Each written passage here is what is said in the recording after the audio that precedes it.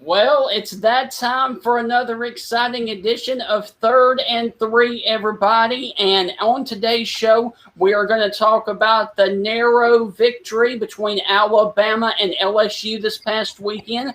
Plus, we are going to have a very special guest host with us today. So sit back, relax, and enjoy as we talk all things SEC and college football on this edition of Third and Three.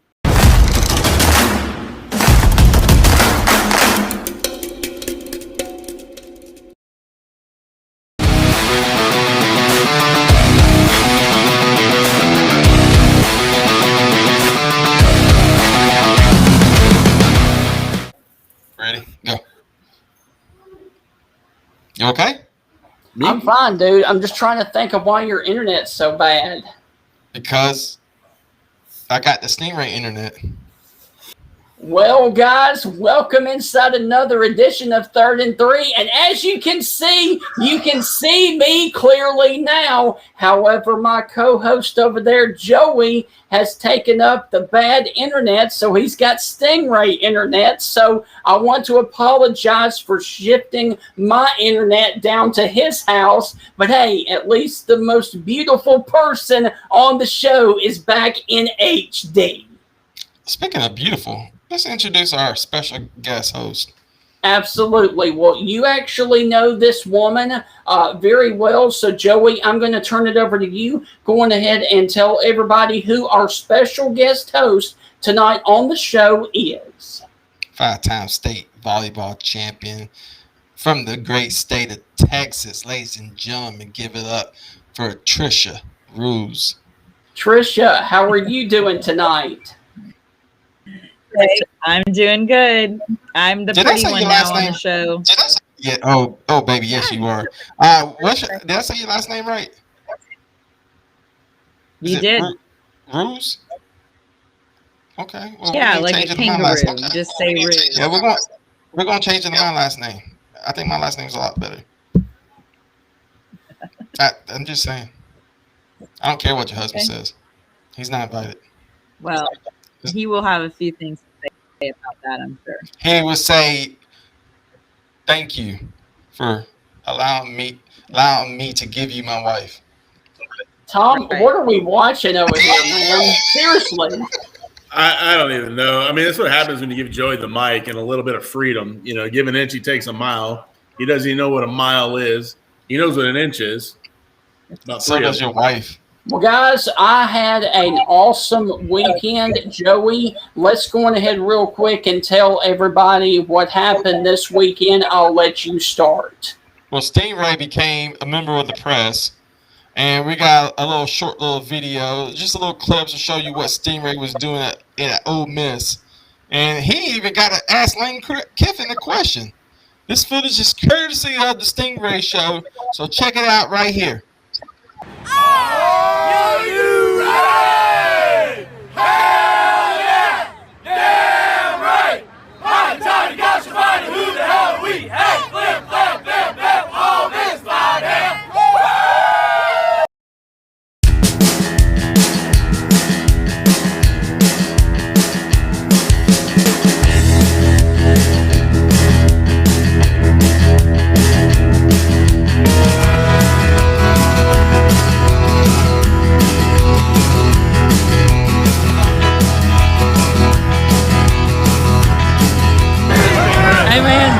Thanks for coming, yes, buddy. Yes, sir. I appreciate it, bud.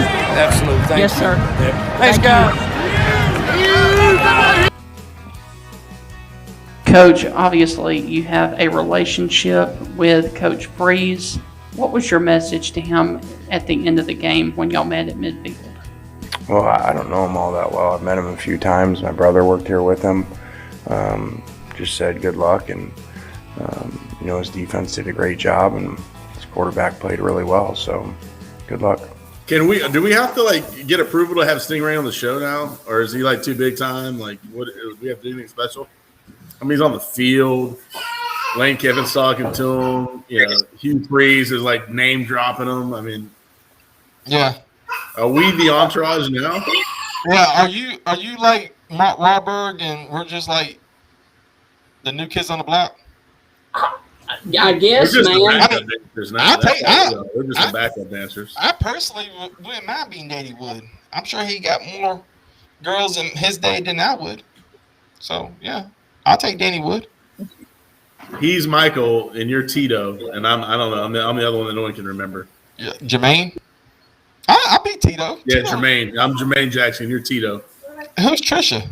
Marlon? Janet Jackson. Oh yeah, she does. Oh, that's easy. All right, guys. Well, let's go ahead and talk about it right now. Alabama nearly lost to LSU this past weekend. Alabama came in as a 30-point favorite and barely eked out a win at home. We're going to get here in just a little bit an LSU reporter's take on it. But, guys, I got to be honest with you. Every Alabama fan out there, including Joey, needs to be worried about that offensive line just simply because Alabama has given up, get this, 22 sacks in 9 football games. I'm not worried about nothing. I don't know why you saying I need to be worried. I ain't worried about nothing. And that's You why barely beat a team who got blown out by the South Carolina Gamecocks, and you ain't worried about nothing? No, and that's you right. barely beat a team first off, okay, starting their backups with a coach who's just there. He's allow collecting me- a check. 2 weeks is put in. He don't give a damn. Alabama is not the number 2 team in the country, just like those blinds. Your internet's horrible. Those blinds are $100. Your internet's giving up those 22 blinds are sacks. $100. Those blinds are $100. Okay. You can't even understand you. Look at you. Where'd you get your microphone from? The athletic department? Because it's horrible right now, too. It's a little overrated. Looking like it's a lightsaber from Star Trek or something with your $20 blinds. That's why I got your address. Those blinds are freaking $100. Those are $100 blinds. $100 blinds. Yeah. Those are $100 blinds. Don't make me. I will bring back. Just like that band's $1 million, too. You know why you're on top of me right now? You know why you're above me? Because your microphone and your team is dead and you just fluttered off to heaven. Look, I feel like I can just like grab you over here. Here we go. Come bring you back down to earth. Your team's overrated. You're not going to make it into the playoffs. This is not the way you act when we have a guest. Sorry, it doesn't matter what I can do anything I want to. Your microphone is bad. Your internet's bad. You go get you another one of those AOL online CDs. Put it into your computer. Put it in your card. Buy some new minutes. That's what it looks like right now. It's amateur hour over here. It's like going out on St. Patrick's Day or New Year's Eve with you. It's just amateur hour. Can I just interject real quick? Yeah. Sure. Joey laid it on the line early this year and said, Clemson sucks. They do. Clemson, Tom, took it like a man. What gave it away? Clemson's record? Go ahead. I'm sorry, I'm playing Nintendo Switch. Just like your team needs to switch it up. At least I'm owning it. We're having a down year. We're not having a down year. We're not having it. We're number 2 in the nation. Yeah, whatever. You know what you are? We play in the toughest conference. Your team right now is bananas. BANAS. So I wanted the opportunity to retort this because a lot of Alabama fans and a lot of haters. You look like Toad off Mario Brothers right now. Put your little hat on and own it. You're looking like a. As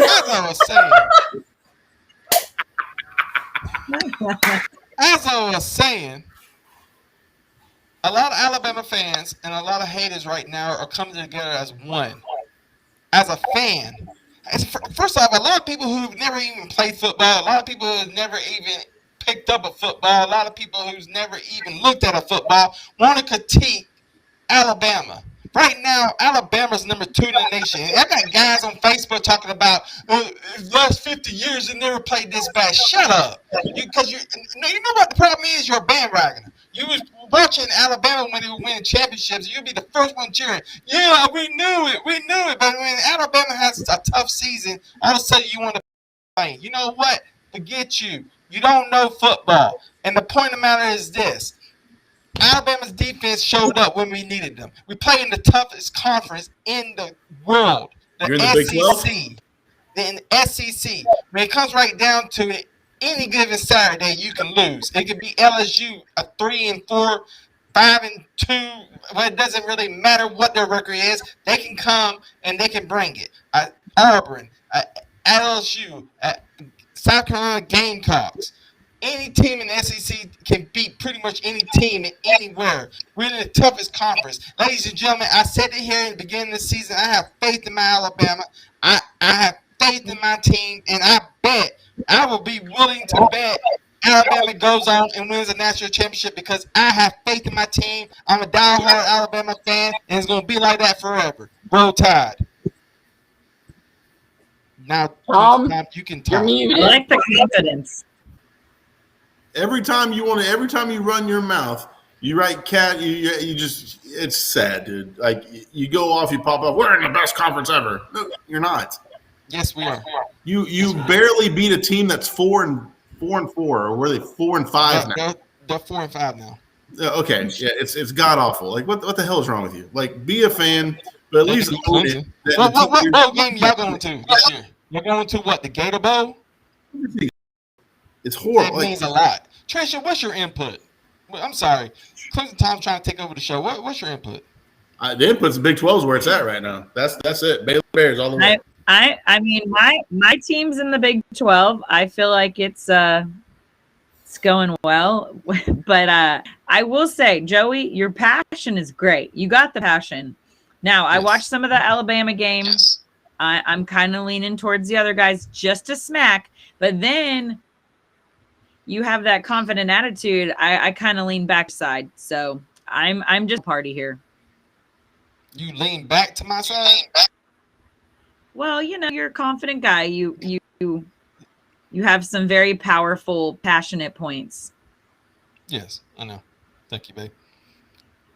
Anyway, that's why I'm up here. It only gives them satisfaction. Well, listen, when Alabama does win the national championship this year, when they win the national championship this year, when they beat Georgia in the SEC championship, when they go on and win the playoffs, I want everybody. I want Clemson Tom. I want Stingray. I want the Alabama fans, the so-called Alabama fans, and I want the Alabama haters to go ahead and look at Nick Saban and apologize to that man because he is king, not only in the state of Alabama, but in all college football.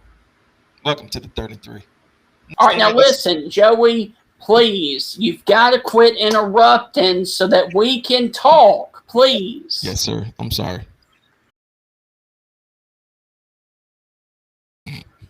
All right, guys. Well, another hot topic this week is actually right down there in the state of Florida, where my main man, Clemson Tom, lives. He lives in Orlando, which is just outside of Gainesville. Now, here's the deal. The Gators of Florida got annihilated by the Chickens of South Carolina. Now, Sunday, Todd Grantham and John Hevesy were kicked off the team and fired by Florida and Coach Mullen.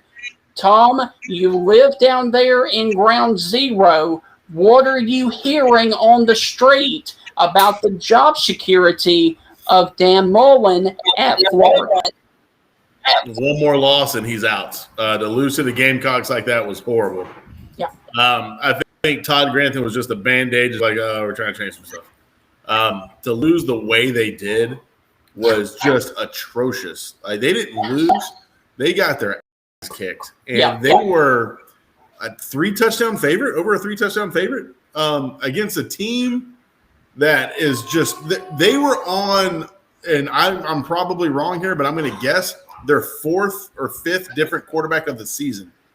The guy that played them hadn't taken a snap all year long. Right. It's like who is he? Like, no one knew what it was. They did like a little segment on him to introduce him to everybody who was about to watch the game. It was horrendous. He's got one more loss and he's pretty much done. They've got an FBS school this weekend. Then they play Missouri.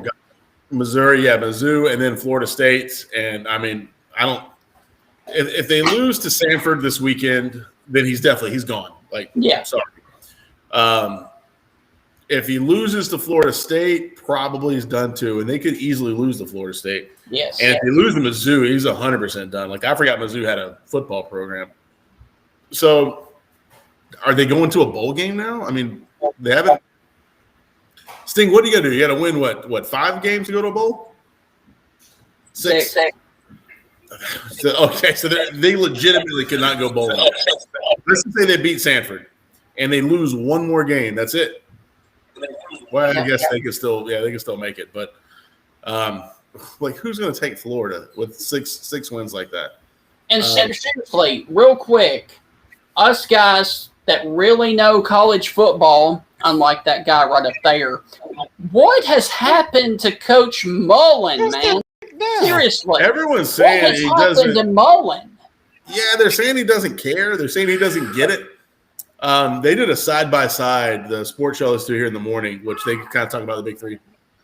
They had Kirby Smart pregame talk before the game, and they had Dan Mullen pregame talk before the game, both when they're about to play each other. Kirby Smart's out there going, I'm taking you off the leash, go kick somebody, go out there, play with your hair on fire, like the whole nine, like getting you riled up. And Dan's like, hey, don't forget what your assignments are. Let's go out there, let's do our jobs, and then let's execute our plays, and then we should be okay. And then they go back to Kirby on the audio. I'm taking you off the leash. You're done. Break out there, hit somebody in the mouth, kick somebody. And he's just going. Whole time I'm like, shit, we fighting somebody today, Kirby. Let's get after it. And then they cut back to Dan, and I'm like, pass it off for him. Like, hey, Miss Betty, come sit with me.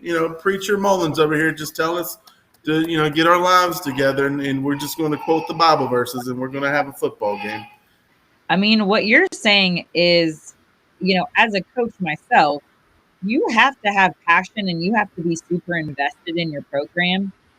And that's the bottom line. I mean, I knew for years the only way I was going to win state championships is if I bought in and they bought in and we were all in it together. If you like all of this Alabama banter and excitement, we have a new show right here on the CTS every Thursday. You can find Rolling with the Tide with myself, Clemson Tom over there, who is going to make a special appearance, and of course Joey up there when we talk all about Alabama football. Plus, we're going to have the host of the show be Josh Clacker, and of course Joe Wheel. So make sure you tune in to the Rolling with the Tide show right here on the CTS. Feel like a champion, and that show will basically make you feel like a champion.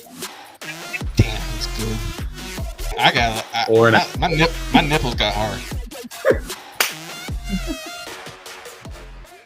All right, guys. Well, it is that time to bring on the guest, and this guy is a personal friend of mine and also a reporter for TigerBait.com. Ladies and gentlemen, who watched the Alabama LSU game intently this past weekend, ladies and gentlemen, the one and only Preston Guy.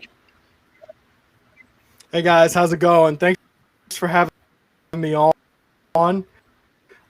Before, really got a big shout out and thank you for this, because my fantasy football team is down bad and I need a win. And fortunately, we are playing the Fighting Stingrays this week, so I got a free dub. That's awesome, man.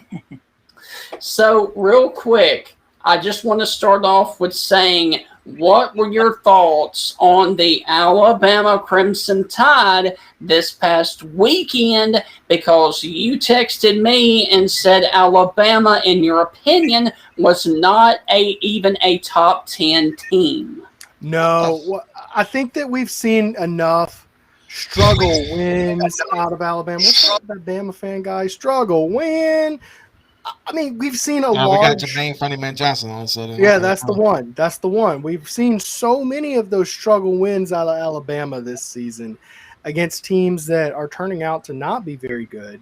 For perspective, LSU had 19 players injured, including their top 3 players all hurt. All the 3 best players all hurt. And Max Johnson did not play a very good game. And LSU stayed in the game. I did not see a very good football team out there. I didn't think that football team was very good against Texas A&M either, and I think Texas A&M is improving. They're an okay team. They're about exactly where they're ranked is what I think they are, about 13th, 14th team in the country, something like that. And they certainly didn't look good against Florida, and Florida is unraveling, including losing to LSU. So Alabama came 30 yards away from losing to one of the most struggling LSU teams we've seen in 20 years. And I think we've seen it so consistently. I don't think Bama deserves to be in the top 10 based on their body of work. I think if you do have them that high, there's only – what's that? Are you handicapped mentally? No. You must be. You see that press credential behind me? Where's yours? Alabama's been to plenty of natties. You must know what you're talking about, huh? All right. Plenty of natties. You went there. Now you smart. You want to go there. Whoa. So all of a sudden, you got press credentials, and you got this, and you got that. Yeah. How many national championships does LSU have over Alabama? Speak. Well, they're tied in the last 2 years. How many national championships since the program started? How many national championships do you have? I know Alabama has 18. How many you got? Yeah. So this is that disease of I actually had on your stuff on me. While you guys were bickering, I Googled this Tiger Bait guy and I Googled Joey. Did you know what I found? Anyway, I didn't find Joey. Apparently, the guy below you knows 10 times as much as you. So you should probably shut up, Joey. Let the man talk. You shut up. Go ahead. Go ahead, Preston. Speak. You can't answer that question. I did not see a top 10 team out there. I think there's plenty of room in between top 10 and saying it's a terrible football team. But was that the number 2 ranked team in the country? No. Is that a team that I think will compete with Georgia? No. And LSU's down bad. And we've seen quite a bit of struggles out of Alabama. So I don't think Bama's a top 10 team right now. Okay. If anybody watched the game, the special team had errors. We can't stop that. The offense was struggling, but the defense showed up when we needed it to. So it's like this. Everybody can complain and complain. I always said this: LSU may not be the best LSU team they've been in recent years, but they're still LSU. And I promise you this: you're probably going to see a lot tougher LSU team coming up in the next couple of weeks. Just like Texas A&M. When we lost to Texas A&M, what's Texas A&M now? Number 12 team, number 12 team in the nation. Come on, this is the toughest conference in college football, the SEC. Let me just chime in real quick because you said this team is still LSU, and I'm going to tell you I've covered this team for 20 plus years, and this team is not LSU right now. LSU is not itself. This is not interim Coach O. This is broken Coach O. This is dysfunctional. This is 1 week, here's the plan. Next week, here's the plan. They had a couple things up their sleeve. But ultimately, if anything, LSU is not LSU right now. And I get what you're saying about talent, 5 recruiting classes. In the past 4 seasons, has signed 11 5-star players. 0 of them were on the field against Alabama. Not a single one in the past 4 seasons. And by the way, not one of those players ended up playing a full 3 seasons at LSU. If you want to go back to 4 seasons goes, those are seniors. Guess what? Those guys didn't finish their tenure at LSU. LSU's down pretty bad right now as a football team. Now, 19 players hurt. That's a starting lineup, by the way. Or just about. You got 3 guys left. And now I'm not saying they're all starters, but they're all contributors. And, you're almost quite literally rolling out there with a second string team right now. So it's not like it's the same LSU team rolling out there that you're used to. Like even when LSU was going, 8-4 or 9-3, some of those teams where they weren't so great, there's still talent all littered all over the field. There was an 8-5 team that featured Leonard Fournette doing his thing out there and Darius Geis. And yes, it's still LSU teams. This is not it's still LSU. I'm not sure that what was on the field this weekend, I'm really not sure if there's a first-round draft pick on the field. There's first-round draft picks on the injured reserve, and there's a multitude of them. In fact, I see Keyshawn Butte, Derek Stingley Jr., Eli Ricks, all of those guys are going to be first part of the first round. But I'm going to be honest, I'm struggling to find any of these guys who are going to be first-round draft picks that were on the field for Alabama. So, I mean, look, the fact of the matter is, if you think Alabama's a top 10 team right now, it's because you're looking at. I know they're the top. They're number 2 in the nation tops. But go ahead. Well, it's because you're looking. We're gonna find at out tonight when Stingray and I go to that press conference. Yeah, go ahead. Well, look away from the logo. Look at a blind resume. See their body of work, and you'll very clearly see that this is not a top 10 resume. It's a top 10 brand. All right, so I'm a Baylor Bear, and I want your opinion of how good Dave Aranda is. Are we happy to have him? Is he going to be good long term for Baylor? I think you should be very happy to have Dave Aranda. I think Dave Aranda was one of the most underappreciated names at LSU. I think a lot of people saw the defenses at times struggle, but they don't understand that they kept on winning games. And early in his career at LSU, those defenses carried LSU. I think he's a genius. I am a big Dave Aranda fan. So, yeah, I think Dave Aranda, I mean, what he's doing at Baylor, full respect to what Baylor has done at times, I think that they've taken big advantage of Texas being down, and they've been able to cement themselves as a solid, solid Big 12 program. But, it's not the easiest place to win, just historically speaking. In fact, if you go back 15 years ago, Baylor wouldn't be even in the conversation. So it's kind of funny because every coach that they've had recently, Kendall, what was his name? Art Briles came in. It was a disaster. Rebuilt it up to the top. Boom, he gets fired. It's a disaster again. Well, here comes Matt Rule. Well, Matt Rule comes in. It's a disaster, and he builds it back up. Well, here's Dave Aranda's turn, and it seems like he's turned it around very quickly. I do think he's a brilliant tactician and a great coach. His name's been brought up a lot for the LSU job. And quite frankly, if that's your fallback plan as LSU, that's not a bad one.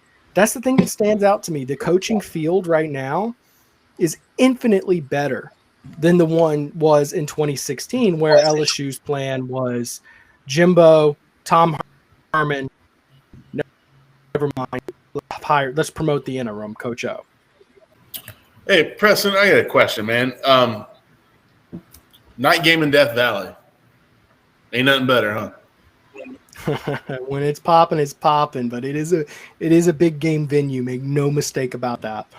This 8 p.m. kickoff against UL Monroe is not one I'm looking forward to. That will be a game where to get home it's going to be 1 a.m. But when it's popping, Bama's in the house. Or a good Florida team. Love that. I would love having Bama in the house. Man, I've been to quite a few of those. I remember being scared for my life in 2014 as a student SID on the field when it went to overtime. And the week before, they had all stormed the field against Ole Miss. You always got to storm the field, man. That 2014 season was A++ for electric atmospheres. Let me tell you something. And I've been to some other SEC venues, and just in full transparency, I've never personally experienced a better thing, and I'm trying to remove my bias. Of course, I cover the team, very close with them, and I've been to probably, hundreds of LSU home games and probably dozens of other SEC games. But nothing compares to Death Valley, though. Nothing that I've personally experienced. They even say it all the time, dude. It's like the spot. Yeah, now, it certainly is great. I've been to some night games at Death Valley, and honestly, I can't lie. I'm glad you agree. I've gone on here and said numerous times. But we're talking about the real Death Valley, just so we're clear. Yes, sir. The one in Clemson, South Carolina. Yes, sir. Oh, all that. You was talking Clemson Tom, and now you coming with that. Okay. Hey, what's that headline say behind me? Hey, Clemson Tom, can you read that headline behind me? Huh? Can you read the headline behind me? I don't know. I remember the play on 4th and 16 when we took it to you. Oh, Did hang you on get, did you one get something second. from that One game? sec. What was that, like the Peach Bowl? That was the Peach Bowl. You're No, it absolutely was a right. That's the game Chick-fil-A we whooped Bowl, trash. actually. Yeah, Chick-fil-A Bowl. Yeah. Yeah, No, Clemson that Tom. was a You know what? good The good 11 thing and 3 about that football game, I team brought my that year. ticket. Yeah, And yeah, I but got no, when it Chick-fil-A sandwiches after mattered, that. I'm sure y'all took care of business. I'm sorry. did. Hold on one second. Clemson Tom. I just googled his Preston Guy. I saw his credentials, and I looked up Clemson Tom. I can't find you. I think you need to shut up and listen. Oh, because I'm not in the Look, media there, dummy. Well, Preston, obviously, we have a lot of stuff going on down there at LSU. Here's my question for you. What is the latest right now on the coaching search behind the scenes with LSU, please? Yeah, so I'm hoping to get a better look at that behind-the-scenes look today. I'm talking to Ryan Aber of the Oklahoman. The hot news this week has been that LSU is interested in Lincoln Riley at Oklahoma. And, of course, that would be a grand slam phenomenal hire. I do think LSU is the better job, but it's pretty tough to make a lateral-ish type move like that, especially when he's already making $11 million a year. However, Scott Woodward, he don't play around. That is a renown. He likes his big name, splashy hires. He's not afraid to come to the table with something to the effect of 10 years, $120 million. We saw him do something very similar with Jimbo Fisher at Texas A&M. And the thing is, it gives you sticker shock day one, but now we look 5 years later and Jimbo Fisher's like the 8th highest paid coach in college football on that same contract. And now he's just got 5 years, whatever it is, $35 million left, like everybody else. I mean, he's just industry standard now. So basically all you're doing is banking on you're not going to fire this coach within 5 years, because after 5 years, you're exactly where everybody else is. So if you're making an offer to a coach like that, it's a pretty safe bank that you'll make it that 5-year mark before you do anything to move on. So he's the hot name du jour. Of course, taking my big, wide poll. I put a poll out of 30 names, and it's kind of wild that you could even come up with 30 candidates. But that's legitimately – that's how wide the field is this year. And he was the number one fan choice I put out there. So I think, in my opinion, that's the first guy LSU needs to make say no, and make say no twice. The other hot name du jour before that was Jimbo. And I heard some very aggressive rumors. I heard rumors, saying that the entire staff was in Baton Rouge, not for recruiting, and that the offer had been made and all they have to do is sign the piece of paper. I mean, come on. Like, that's way Well, I mean, look, there's a lot of A&M recruits in Louisiana right now, and come on. They weren't here just to talk to him. I do think that Woodward behind the scenes has gauged some interest with that happens. Oh my God, y'all peppered the gumbo. But you got to keep in mind that Woodward hired Jimbo. They're personal friends. He hired Jimbo at Texas A&M. So of course there's some, friendly rivalry talking type stuff going on there. One of the real interesting things about this coaching search, unlike when Joe Oliva was in charge of it, what was that, 5 years ago when Les Miles was fired, he's been tight-lipped because he's good at his job. He's good. He knows what he's doing. He's got a very tight, trusted circle, and not even them know everything he's doing. He's quietly moving behind the scenes, and by the way, helping to preserve the program here as best he can. LSU's ranked recruiting class in the country without a football coach, right? Including the number one quarterback in the country, including a 5-star offensive tackle. That kind of goes to tell you how valuable this LSU job is, that you don't have a football coach, you still have a top 12 recruiting class. And by the way, there's plenty of open spots in that class, so they'll probably scramble to take some recruits eventually. But sometimes when you bring in a new coach, you just have a bunch of empty spots. Les Miles did it when he got the job in January of 2005. He only signed 15 players instead of the typical. Back then, we would see 30. Now it's a hard cap of 25. So Woodward's moving quietly, and that makes it very hard for guys like me to create interesting, compelling, and accurate content about the coaching search, because the God's honest truth is Nobody knows. Nobody knows what they're talking about. Everybody says, "Oh, I got an insider. Oh, Nobody's got a guy." Les Miles, Coach O, Clemson Tom brought this point to me last week on the show. Loyalty in college football. You know, Coach O only been head coach. What was it, Clemson Tom? 4 years? 5 years. Yeah, there's no loyalty in college football, dude. Right now, there's no loyalty in college football. He brought a national championship to LSU. Mm-hmm. Do you feel that Coach O is owed a little more than what LSU is doing to him? Let me tell you this: on the field, opened the gate; off the field, buried his grave. There was a lot of stuff brewing off the field, some problems with Coach O, and I know of things that I will never say publicly, and should not be said publicly, that are problems.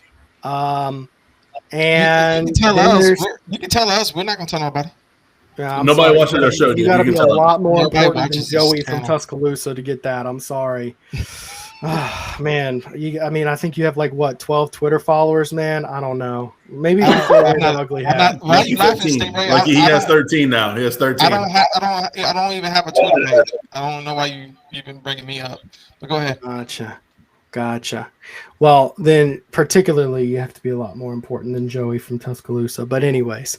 You can work the drive-thru at McDonald's be more important than that jackass. Can you answer the question? Can you answer the question? So what I'm saying is that, look, man, sub 500 at LSU won't cut it. And, there is no loyalty to a coach.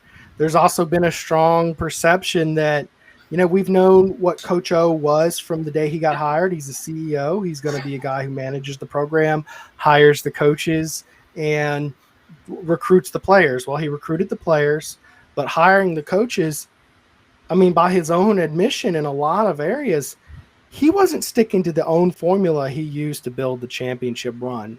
And, when you are hiring coordinators without interviewing them, that's a problem. And a lot of the things he was doing for the program, you could tell were problems that were going to get worse and worse and worse. And the decisions, it's just, it was very unorthodox, some of the hires and decisions he was making. So it was very obvious that the program was in a position where if you get a guy in place who knows what he's doing, you could bounce back very quickly. Or you could give Coach O this just long blank check of time because he won that championship for you and make it to where it's a little more difficult to recover the program. And they made the decision, and I think most fans supported it. And as we've gone through this season, we've kind of seen more and more and more that feeds into, yeah, maybe that was right. But the off-the-field stuff also, I believe, even though Scott Woodward won't say it publicly, was a motivating factor. Well, with that said, listen, first of all, I want to thank you for coming on and being a good sport. I do have a lot of respect for you. I have a lot of respect for TigerBait.com. Real fast, will you tell everybody where we can go ahead and plug your podcast and TigerBait.com? Yeah, so we do a live stream show on YouTube and our Facebook page, TigerBait.com. On Facebook, on YouTube, it's TigerBait.com. I do my live show every Tuesday night at 8 p.m. It's been a growing show. We bring on a guest, and I do a little bit of film breakdown. I try to bring some technology, and I played football for about 10 years, so I've watched plenty of film studies, and I try to do it in a fun way to show a concept of why this, why that.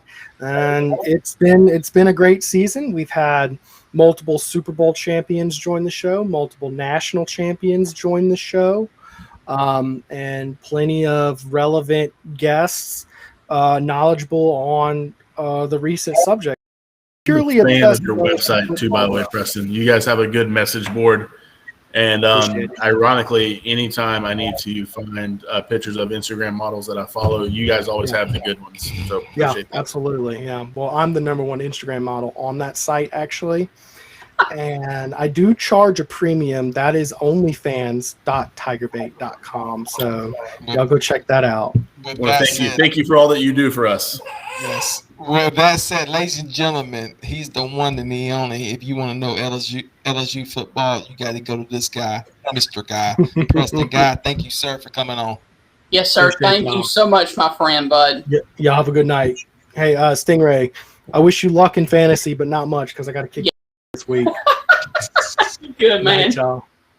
Well, guys, look, real quick, we really want to thank Preston Guy for joining us to talk all things LSU. And like we said again, you can find him at tigerbait.com. But now, everybody, Tricia has been so patient. So now, Joey, real quick, I'm going to turn the floor over to you. Let's quickly introduce who she is and get her story, since obviously she has been the guest host for us all night right here on the 3rd and 3.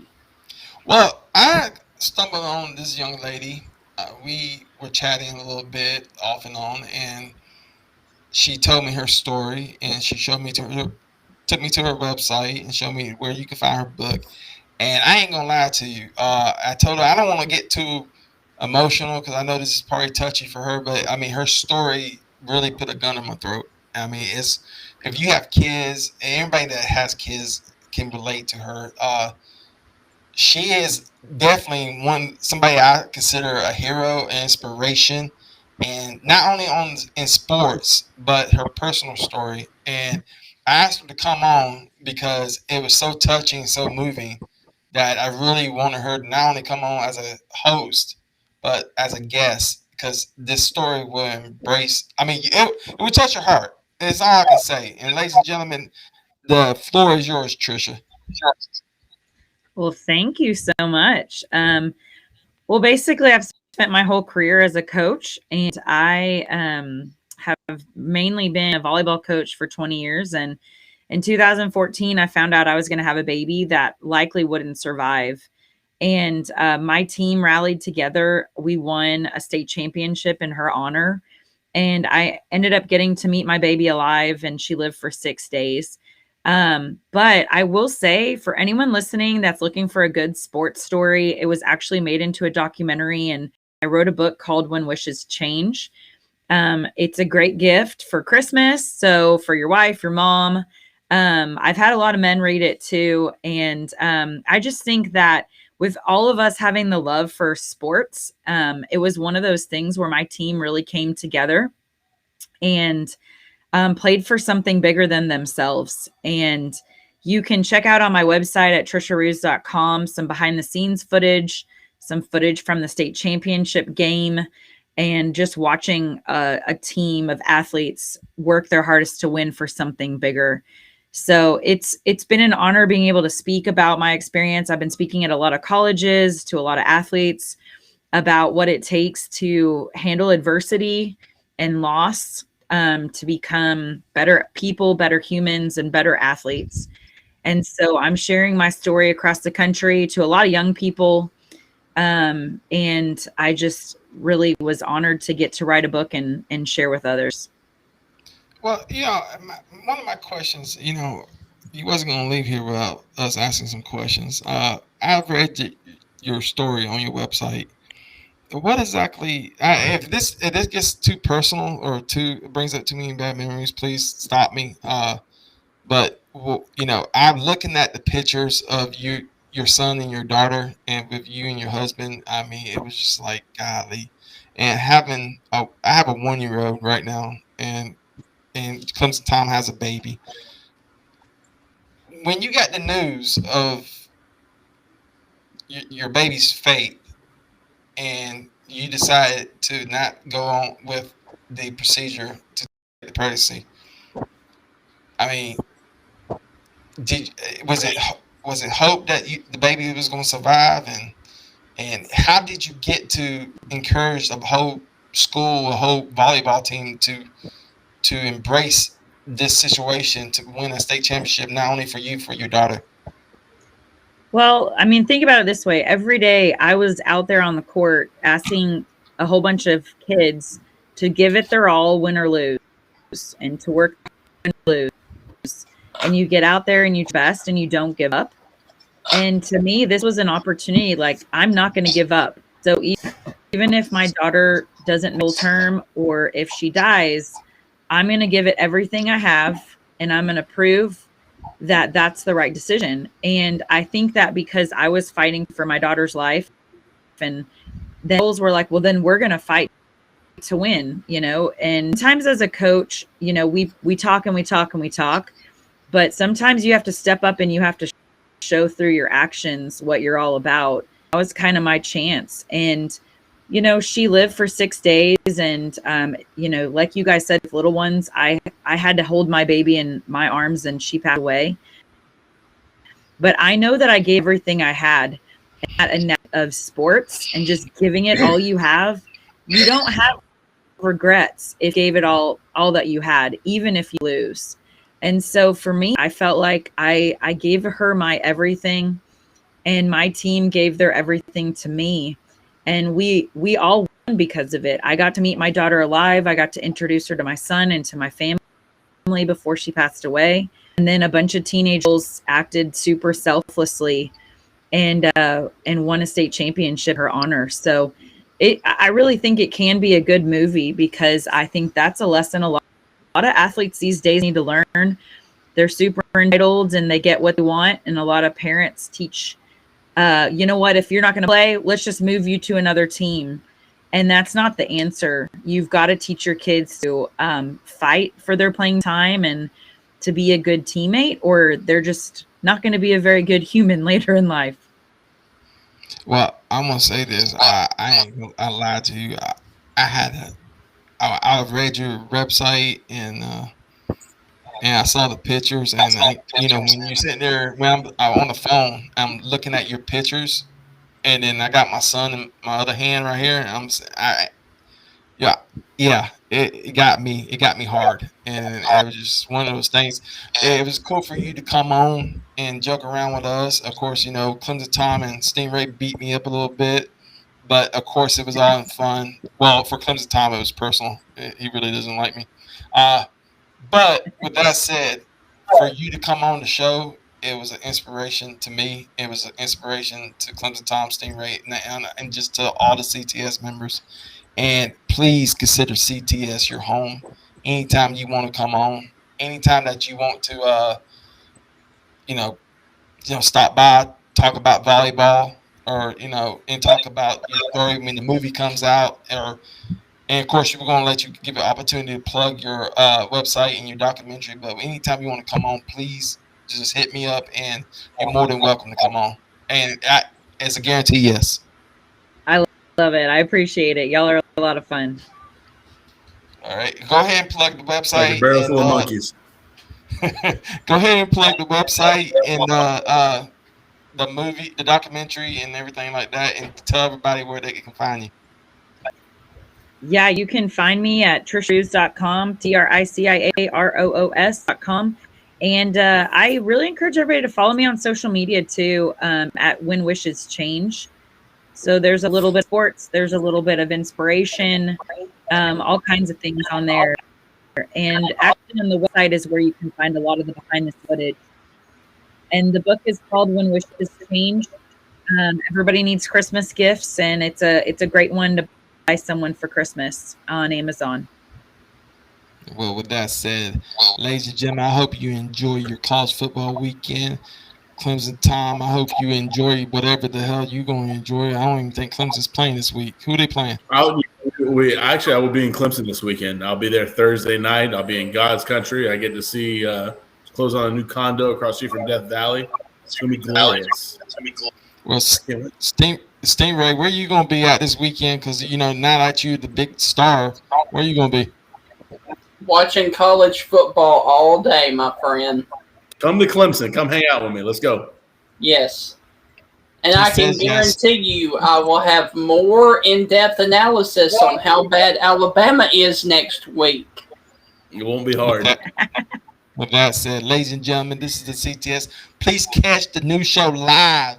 Rolling with the Tide. Our first guests are going to be these two guys right here complaining about the same thing. What Alabama, but we're going to have 3 Alabama fans telling you why Alabama's number 1. It's going to be live. If you want to watch it, please come on, talk. Hey, it's your opportunity to talk to us. Say what you want to say. Ask what you want to ask. There's no show on YouTube just like this because this is going to be so interactive that it's going to blow your mind. And tonight, Clacker's going to the basketball game, going to talk to fans. We're going to take you inside the game. And we're going to take you inside the game. Inside basketball, inside baseball, all things Alabama. Ladies and gentlemen, this is the CTS. This is 3rd and 3. We hope you have a good night.